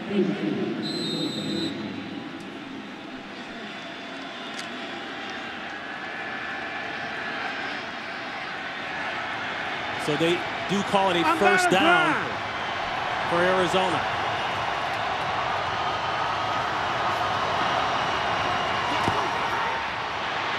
Looking for the comeback, it's not there. A desperation throw, and they make it work. Ben Patrick, that's the 7th round pick out of Delaware, getting a second start today for the injury to Leonard Pope, and he'll move the chains and have a first down. This is a play the Saints have had success with. It's the rollout. Will Smith does a good job, doesn't buy it, hustles. But Kurt Warner keeps his head, finds Patrick late sitting down in the hole. That tight end is usually the target they go to on that bootleg. Patrick, a guy that they almost lost off the practice squad earlier this year to Atlanta. He decided to stay. They activated him shortly after, and he's come up big for them. That's Johnson. And Johnson is down to the 25-yard line of the Saints. And Warner today, 2 touchdown passes. That one off the early turnover in the first quarter to Benjamin. Later on, he hit Larry Fitzgerald, and then the turnover started. And it's the 2 turnovers, Ron, that have led to 14 points for the Saints, and that's the difference in this game right now, which led to a heated discussion between Todd Haley, the offensive coordinator, and Kurt Warner. Obviously not on the same page. Todd Haley didn't like how he picked up and handled the blitz on that turnover on the fumble. Play is stopped here. We've got a marker. False start. Before the ball was snapped, false start, offense number 74. That's Reggie 5-yard Wells. penalty is first down. And we mentioned earlier the penalty count for the Arizona Cardinals. They average 8 penalties per game. That's the most in the NFL. And they continue to add to that count. And what do they say, Tony? Once you get to 100 yards and penalties, that equals anywhere from 3 to 6 points on the scoreboard. It's been the penalties and the turnovers that have driven Whisenhunt crazy this year. James is out of the gate. Edger and James will be very close, if not have, a Cardinal first down. Shanley finally brings him down. This was big for the Cardinals to answer on this drive, down 14. After a bad series, quarterback and coordinator fighting on the sidelines, right. Everything, you know, very easily could unravel and you could lose control. Hats off to Kurt Warner in this offense. They kept their composure. They answered the turnover with a nice drive so far. And you're resting your defense. 2nd and 1. Easy first down for James as he's close to the 5-yard line. This is the best I've seen Edgerrin James run, Ron, since the beginning of the year. The first 2 games of the year, he had those 2 big games. They ran the ball very nice. Everyone was talking about Russ Grimm and this offensive line. The injury to Leinart, you know, that really changed the philosophy a little bit. Kurt Warner, and they haven't run the ball this well since. But they've found something they like against the Saints front 7 and have been very effective today. James getting close to the 100-yard mark. 1st and goal. The toss. James looking for a crease. Maybe got down to the 4 or 3-yard line. Semino is there along with David. And Todd Haley's not panicking. You know, sometimes you see offensive coordinators get down 14 and all of a sudden they throw out the game plan, start throwing it all over the field. And he said, listen, you know, I don't want anyone else to panic, so I'm not going to panic. Staying balanced, still running the ball with Edgerrin James. As long as they're getting positive yards on the ground, that's going to help Kurt Warner this passing game as this game goes on. Haley, first year as a Cardinals offensive coordinator. 2nd and goal. Play clock running low. Just got it off. Warner in trouble. I thought for a second that he was just going to take off and run with it. Ron, I think he could have. And I think, you know, most quarterbacks in this league, you know, who might be a little bit younger and not as much, you know, nothing against Kurt Warner, but not as much wear on the tread of the tires, probably would have tried to get in the end zone. I think he should have. Yeah, no one was in front of him, and then almost forces another turnover. I think that was Case Verharn that got the tip. And anytime a ball's floating in the middle of the field like that, it's usually a disaster. The Cardinals got lucky there. 3rd and goal. Bolden up top, Fitzgerald in the slot. Won't have time, got to burn a timeout. That could come back to haunt him later on. 3rd and goal.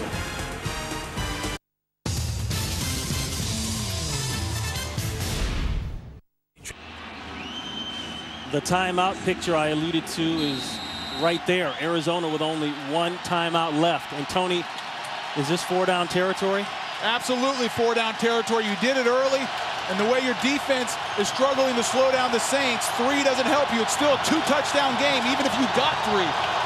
I expect them to go for it on 4th down if they don't get it here.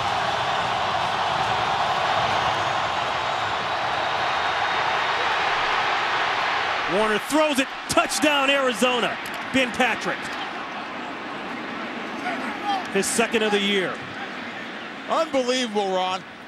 I mean, Kurt Warner, say what you want about him, but he keeps his composure, and sometimes holding the ball will hurt you like it did earlier, but nobody's open, and Kurt Warner makes it happen by moving in the pocket and buying time.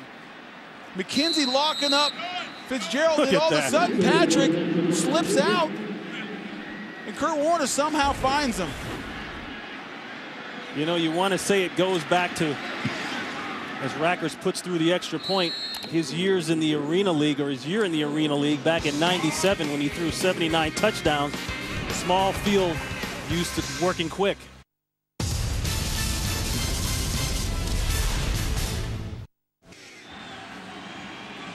When you're the 2-time NFL MVP and a Super Bowl MVP, you can pretty much do it your way as long as you get results like that. And that's what Todd Haley's saying. You know, last time we checked, they're at each other's throat, wanting to kill each other. It's amazing what happens when you score a touchdown. You kiss and make up, and hey, listen, that happens all the time on the sidelines of an NFL game. Emotions are high. This is a playoff atmosphere. Guys are competitors. Kurt Warner, one of the great competitors in this league. You know, that's going to happen when things don't go your way. But true champions, they fight back, and right back in this game. Pierre Thomas out to the 20-yard line. An update on the Green Bay Rams game. Here comes Curt Menefee. How easy is it for Brett Favre these days? Just lofts it up and wide open. Greg Jennings takes it in, 44 yards for the score. Favre 182 yards passing so far in this game. That means he's just 2 away from breaking Marino's record for all-time passing yards in league history. Back to Ron and Tony. All right, Kurt, thank you very much. You can see there in the NFC North, Minnesota got hot late. Detroit completely imploded, and Green Bay has already clinched the division, working on a bye. Then you have the Bears, who've completely underperformed this year and haven't met any of the expectations. Super Bowl hangover. Breeze look deep, checks it down. Nice move there. Aaron Stecker put the move on Ralph Brown.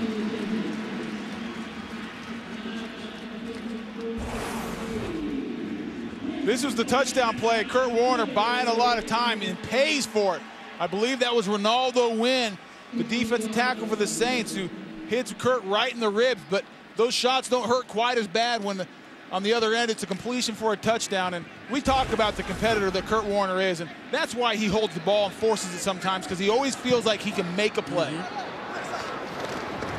And now a rested Arizona defense is back out in the field. That's a completion to David Patton. Good enough for 12 yards, and they'll move the chains. Well, this secondary of this Cardinal team's got to figure it out now.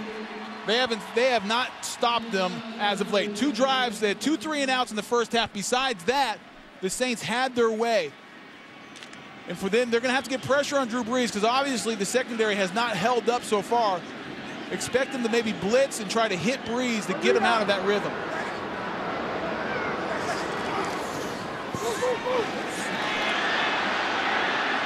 All by himself. Colston, I believe he stepped out early, but nope, they'll say he went out at about the 32-yard line, a pickup of 21.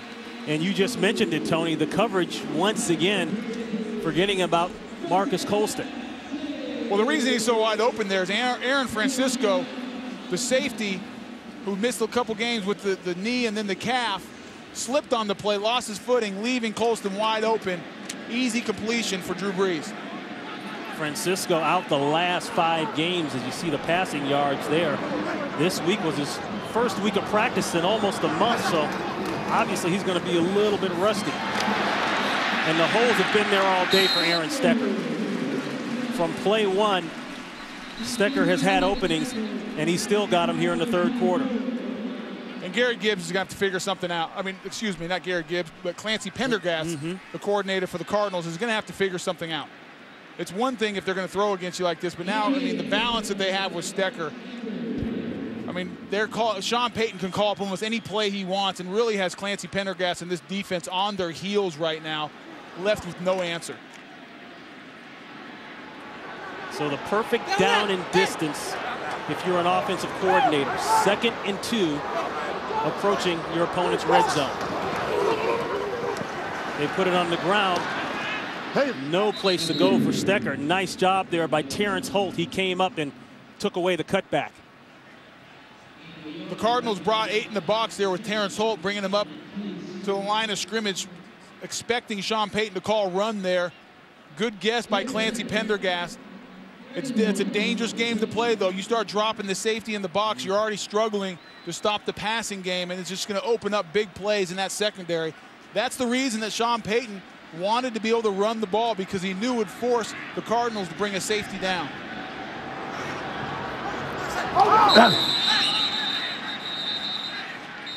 We've got movement and flags.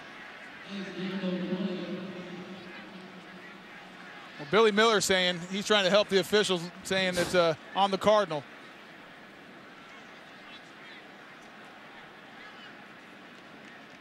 Unsportsmanlike conduct, defense number 94, calling cadence to jam the signals. That's a 15-yard penalty. Will go half the distance to the goal and an automatic first down. Ron, you don't see that one very often. You sure and don't. What Ed Hockley's saying there is that Antonio Smith of the Cardinals was simulating the snap count of Drew Brees. Most of the time, the defensive line will get away with that. Antonio Smith lined up over Jamar Nesbitt. And what they do sometimes is they'll say a move call and make it sound like the snap count. Antonio Smith didn't get away with it there. They moved down to that double eagle formation, trying to stop the run. Here's their chance. Stecker just inside the 10-yard line. Calvin Pace, a guy who we haven't heard much from today, in on the tackle, but Stecker picked up 3. The time of possession, wow. The score does not necessarily indicate that. Well, that's just the opposite of what it was in the first half. Right. In the first half, it was New Orleans who controlled the ball and controlled the clock. Second half, Arizona's responded, had put together a nice drive, but the Saints responding right away and answering the Cardinal score. Quick screen, that's a live ball. Stecker got on it. They were going to throw the halfback screen. They had it set up. Backward pass, 3rd down. And as Hockey Lee, you may have just heard him say, that was a backwards pass.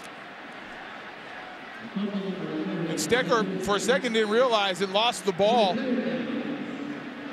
And luckily fell on it, but drop balls have plagued this team. We mentioned it in the first half.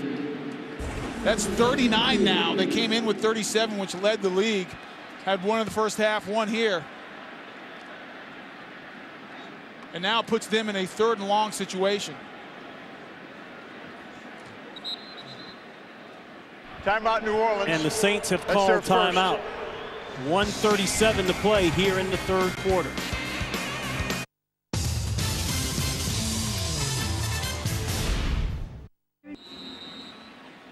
And Tony, here's what you were talking about. The first half, it was New Orleans edging the Cardinals with the time of possession. And then, of course, the second half, It's flipped over. 3rd and 13. Screen. They do go conservative, as we talked about, playing for their field goal, and that's exactly what they'll get. Ron, you're Pierre Thomas on the screenplay. Excuse me, Ron, you're exactly right. You hit the nail on the head. Sean Payton was playing for the field goal to make it a 2-possession game. 3rd and 13, down in the red area. Didn't want to take a chances of creating a turnover or a negative play with a sack. All kind of bad things can happen. Get your 3 points, make it a 2-possession game going into the 4th quarter. And this is Martin Gramatica, his first field goal attempt this year, his first field goal attempt as a Saint, 31 yards out. They picked him up on Tuesday. Looks like he's been there all year. That's clean, no flags. And so the Saints say we'll just add 3 and make it a 2-possession game. On January 6th, the NFL's second season begins as the NFC's best teams go head-to-head to see which team will have the drive, determination, and desire to win the NFC Championship. Coverage of the NFC playoffs begins with the wild card game, January 6th, only on Fox. And there's another look at that playoff picture. New Orleans has only 4 conference losses coming into today's game. Minnesota has 5, Arizona with 6. So that's why we keep saying that New Orleans has the edge in terms of the NFC, total NFC, head-to-head. And then you look at the AFC, Ron, the wild card a little bit more defined, a little bit. Jacksonville, 9-4, really controls zone destiny, winning 22-7 over Pittsburgh. And then Cleveland, up 8-0 over Buffalo, the surprise team. They can distance themselves again from Buffalo, who is right there on their heels, but they play today, and Cleveland's leading. New Orleans, believe it or not, can theoretically still win the division. They need Tampa Bay to lose all 3, and they need to win all 3. The problem with that, Ron, is Tampa's up 30-3 right now against Atlanta. Right. So it looks like New Orleans is going to be fighting for that wild card spot. And this is Preston. Preston fighting for some yardage, out maybe to the 22-yard line. And the Saints are going to be huge Chicago Bear fans when the Bears and the Vikings match up. Oh, yeah. That's the one team that they need some help from, the Vikings. They need the Vikings to lose, and like you said, their division record is better. And so whoever the Vikings are playing each week, the Saints will be focusing on 2 things: who they play and who they're going to cheer for to beat the Vikings. Well, Tony, it goes back to that game against the Tampa Bay Buccaneers a couple weeks ago. They lost thanks to an errant double reverse that cost them the game. And had they won that game, this game could be for a tie in the NFC South division. Well, they'd be right in it. At worst case, they'd be back 1 game if they won and Tampa won.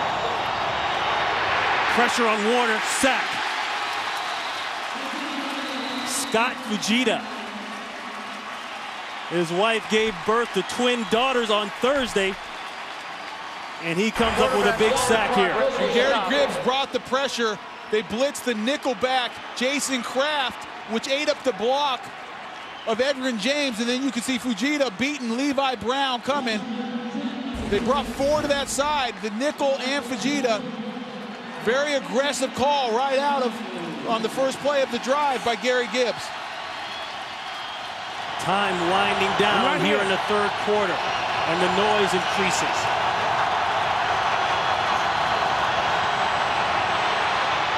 James, the draw, not much. And that is the end of the 3rd quarter. The Saints by 10. Fox NFL Sunday continues after these messages and a word from your local Fox station.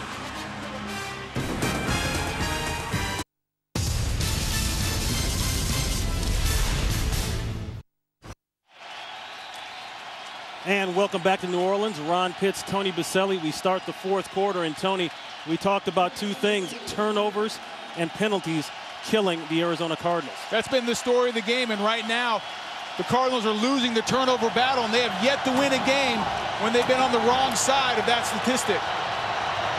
3rd and long. Pressure backside. They block it. This is James. 5 Saints in the area. He won't even be close to the first down, and Arizona will have to punt it away. And And this is what you were talking about, Ron, right here. The penalties, mistakes, driving Whisenhunt just mad. He talked about it coming out at halftime, and then the turnover battle. They're losing that right now. This team, the Achilles heel of this Cardinals team, has been the mistakes. Mitch Berger to punt. He let one slip through his fingers last week and ended up in a safety. Fake. Sean Morey. He's got a ways to go. What a move. What a call. First down, Arizona. Kevin Spencer, the Cardinals special teams coach, pulls one out of the bag. A missed tackle there by Terrence Copper opened up the way for Sean Morey. Sean Morey, personal protector. It's going to be a direct snap to him. Talk about a gutsy call. You see that move there, what he did with his hands? That's right. It's one thing to call a fake punt when you're in good field position. They're on their own 20, and then it was not that easy. It took Sean Morey putting a nice move in the open field on Terrence Copper, made him miss, got the first down. Terrence Copper, a wide receiver, not a defensive player, not used to tackling. And that was obvious. That was obvious by that tackling right there. Hey, big call by Whisenhunt and Spencer. Kevin Spencer, the coordinator. You can tell by that call of how much is riding on this game. They realize they can't afford to go down 17 or 13 in the fourth quarter, that they need to stay in this game. This is their only hope to stay in the playoff hunt. Important game for both these teams today. We set it up all game long. Both teams still in the playoff hunt, but they cannot afford to lose. And it was very evident on that special teams fake. Warner with time. There's a completion. Bolden still moving. Bolden using that size, chugging down inside of the Saints' 40-yard line. That's a pickup of 22 yards. Ron, with all the success that they've had in the passing game, I'm surprised they haven't gone up to their hurry-up offense package. Not because of the score and how much time's left, just to change the tempo of the game and put the ball in Kurt's hands a little bit more. They've really been effective in the second half of throwing the ball, especially in the middle of the field. A little bit surprised they have not gone to that package yet. Blitz. It doesn't get home. But that gets home. Bolden again. And Bolden is inside the 15-yard line. Protection first, Tony, as you always say. Ron, you know that's the truth, and this offensive line does a good job picking up the blitz. Case Farhan comes late. They get a piece of him. And then Bolden, not a matchup you like if you're the Saints. Fujita trying to run with Anquan Bolden. He'll lose that battle every time. Bolden did not play last week in that loss to the Seattle Seahawks. He's been out a total of 4 games this year, nicked up. But he's on the field now, and they need him. 2 big pass plays. 1st and 10, ground game. James with a nice run. That'll be 7 or 8 yards. The Arizona Cardinals got on the board first. 1-yard touchdown pass to Benjamin. Then New Orleans came back with 2 scores. Fitzgerald hit in the second quarter, 18-yard touchdown pass that tied it up at 14.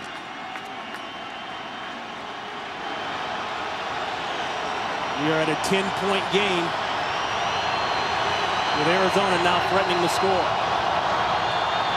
Looks like Kurt's audibleizing.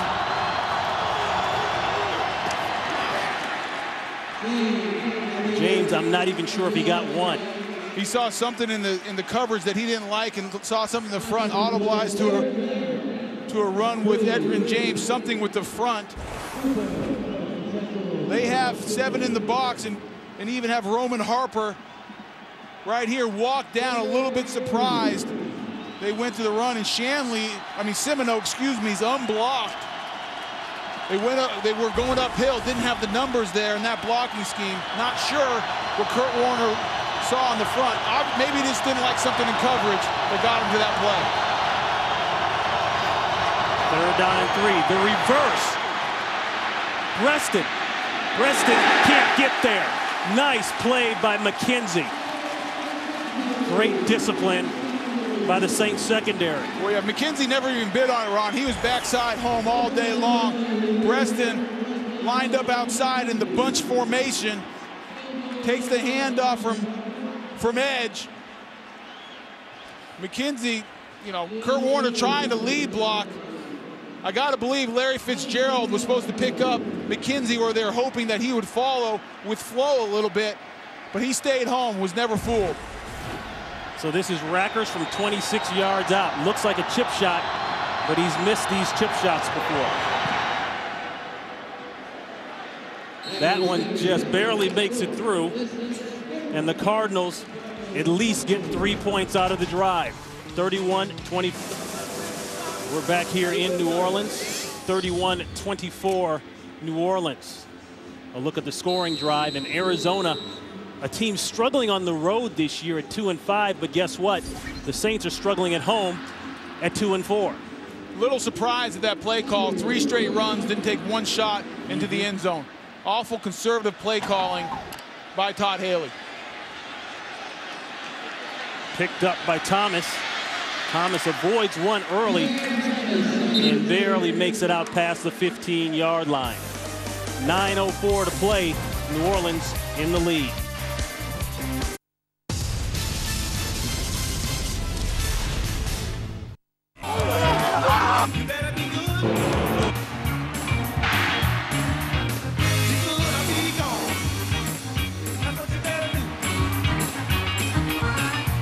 Yeah, buddy, be good or be gone. That is the story of the day for these two teams. As you look at the wild card picture once again, down to the wire. The loser here can pretty much get some packaging tape and start wrapping them up.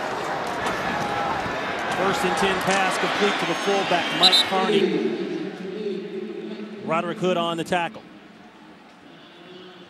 And the last 3 possessions for the Saints, all good. Field goal, followed by 2 touchdowns. And Clancy Pendergast and this defense is going to have to change that if they want a chance to win today. 8:50, just under 9 minutes left in the 4th quarter. They need to try to get this Saints offense off the field.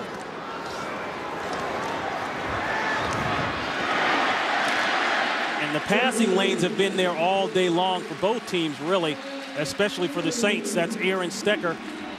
And another first down, pickup of 10 yards. And some people might wonder, why aren't they running the ball? Why not control the clock and try to run some clock off? And well, really, that's what they are doing. Those are just extended handoffs. A little swing route to Carney, the fullback, a little dump to Stecker. Sean Payton's not afraid to use those dump offs as an extended running game.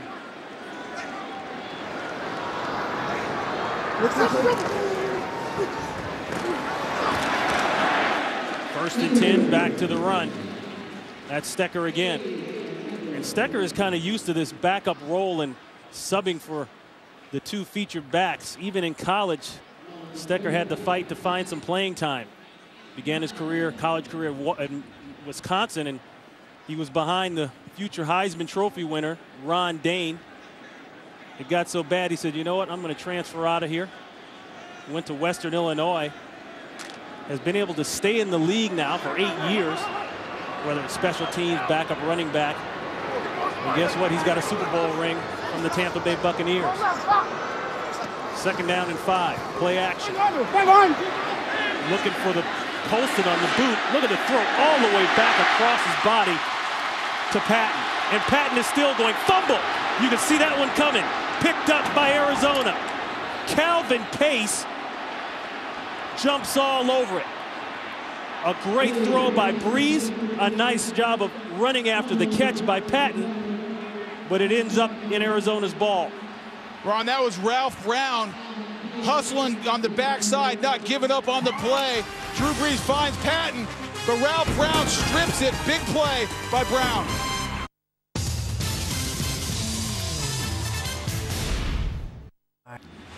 Ralph Brown on the right. He was able to run down the field and rake that ball out. Wasn't very hard. We'll show you in the replay. Patton very loose with that football. Ron, the Saints have brought in their nickel personnel. Jason Kraft and nickelbacks in. Warner trips coming out, regains his balance. throws. Bolden somehow comes down with it. No, incomplete. For a second there, it looked as though Bolden was going to come up with the catch. Kurt Warner takes a shot here late. Woo! Oh, that was a big one. Josh Cooper, lucky he didn't get flagged for roughing the passer. Oh. I'm a little surprised we didn't see the yellow flag. The official's right there. He took an extra step, Ron. Usually that's called. If you hit Peyton Manning like that, would you get called? Flags are flying. Second down. Great play in the backfield. Antoine Lake is all over it. Let's go back to that fumble by David Patton. The reason the Saints defense is in this position is because David Patton was holding the football like a loaf of bread. The veteran knows better than that. Can't be that careless, has to have better ball security. He's got to believe that somebody, the pursuit is coming, has to be aware of the game situation. He's got to secure the ball better. Yeah, that will all be for naught if Arizona can't convert here on third down, though.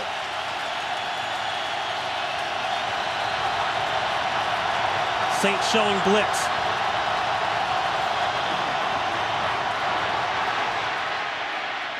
Looking for Urban, can't make it work. Knocked away by Kays Vaharn. And that'll bring on the punt team for Arizona.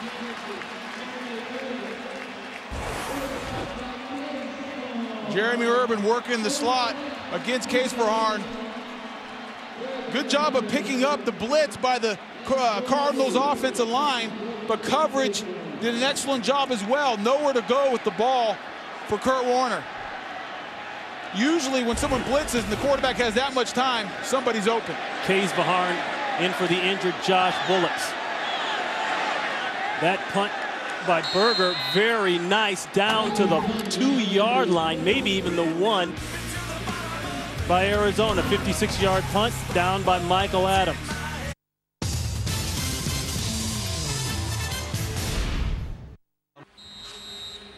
A look at the timeouts remaining. This could come back to hurt Arizona. As we said earlier, they had to blow 2 early. They've got 1 left. 5:54 to play. Field position now in Arizona's favor, and it's complete in the first down. That's Billy Miller. Don't forget, coming up, the Fox doubleheader. The Philadelphia Eagles and the Dallas Cowboys and the Detroit Lions with a long trip out west, taking on the San Diego Chargers. And the San Diego Chargers can clinch the division with a win. Arizona can't afford to sit back and relax here. They got to be aggressive. Marker, throw, completion to Colston. And that will probably be a free one. Good for 19 yards.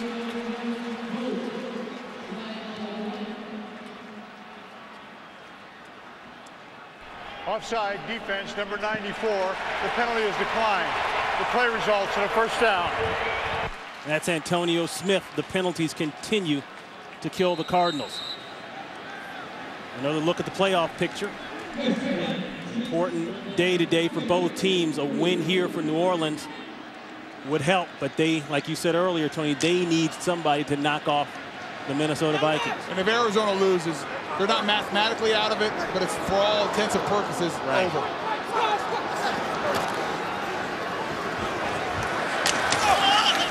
Stecker trying to get outside, can't quite get there. Gerald Hayes is there for the tackle, but the Saints working on the clock now. And the Arizona was much more aggressive on that play. They had a run blitz on. Carlos Dansby on the run blitz. I'm a little surprised they did not do that earlier when they had the Saints backed up.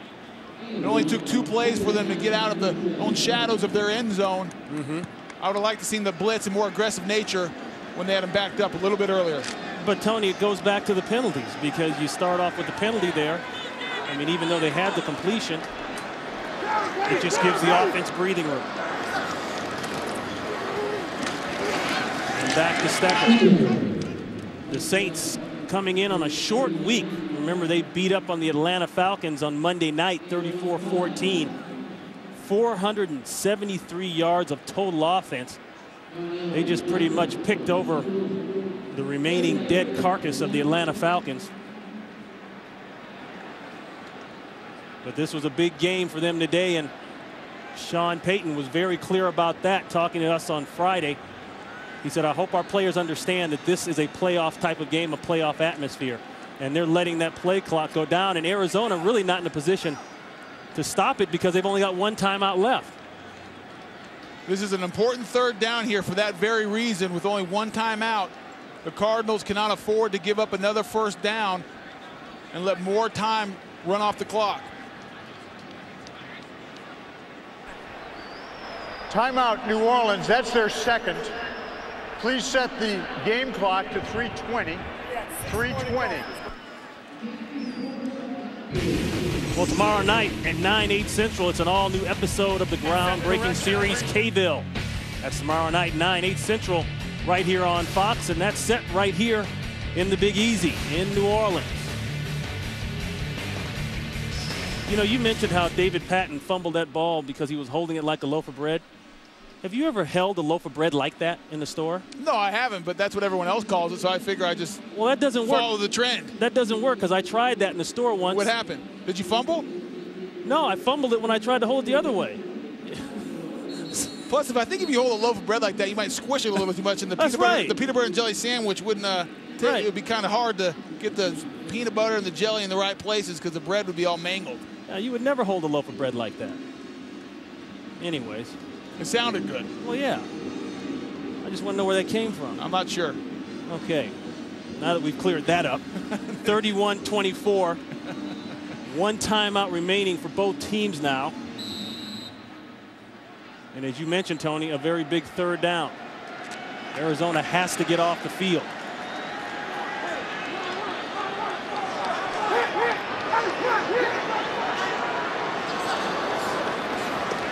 Bring a late blitz. There's a throw, good enough for the first down, and Billy Miller will go for more. Billy Miller is inside the Cardinal 40-yard line, 23 yards, and most importantly, a first down.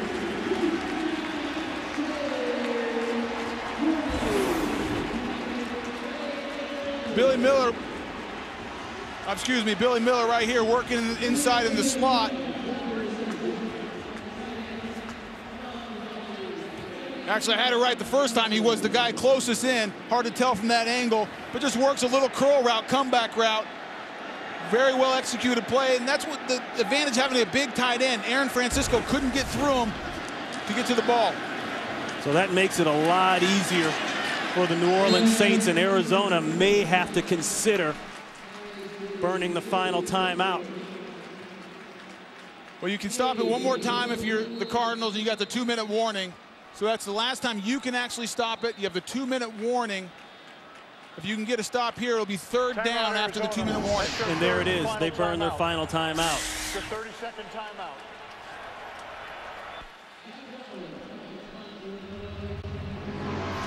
Ron, you stop it here. You have 2:16 left. They're going to run a play on second down. If you can stop them, that means it's third down going into the 2-minute warning. Then it's a big third down. Basically, the third down will be before the game, because if the Saints get it, they can run out the clock. If you can stop them there, then you'll get the ball back with just a little bit over a minute left on the clock to try to go score and get the tying touchdown. The Saints season has pretty much resembled the stock market this year. Down in the first quarter, up in the second, back down again in the third. They started out 0-4. We talked about the big injury to Deuce McAllister. Rebounded to win 4 straight, then dropped the next 3 of 4 to fall to 5-7.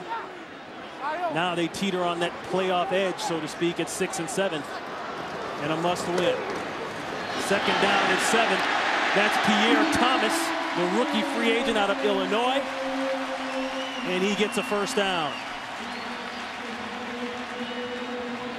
And that will be a first and the 2-minute warning in the game.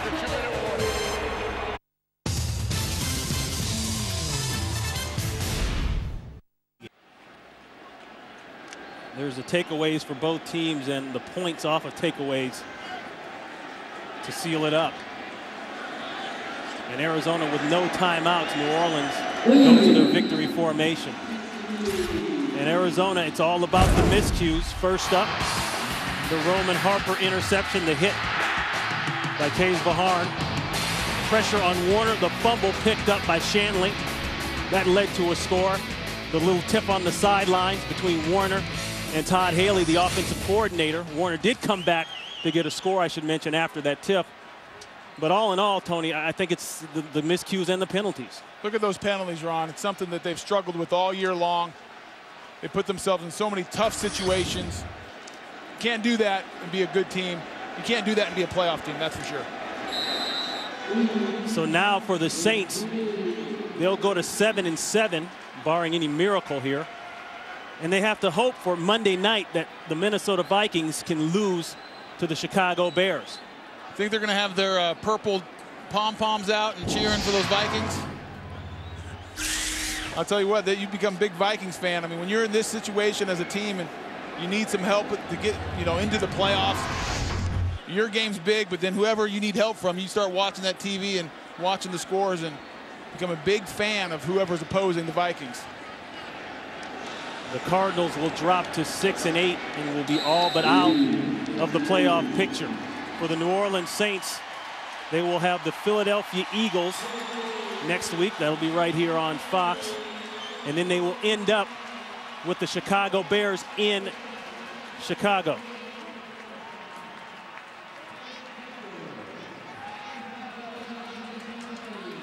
So that's the end, and the New Orleans Saints, Tony, they stay into it and move to 7-7. Still have a shot at that last wild card spot that Minnesota is in. For Ron Pitts, Tony Boselli, Eric Ritchie, so long from New Orleans. Right now, we go to Kurt Menefee in Los Angeles for the AT&T Game Break Show. So long.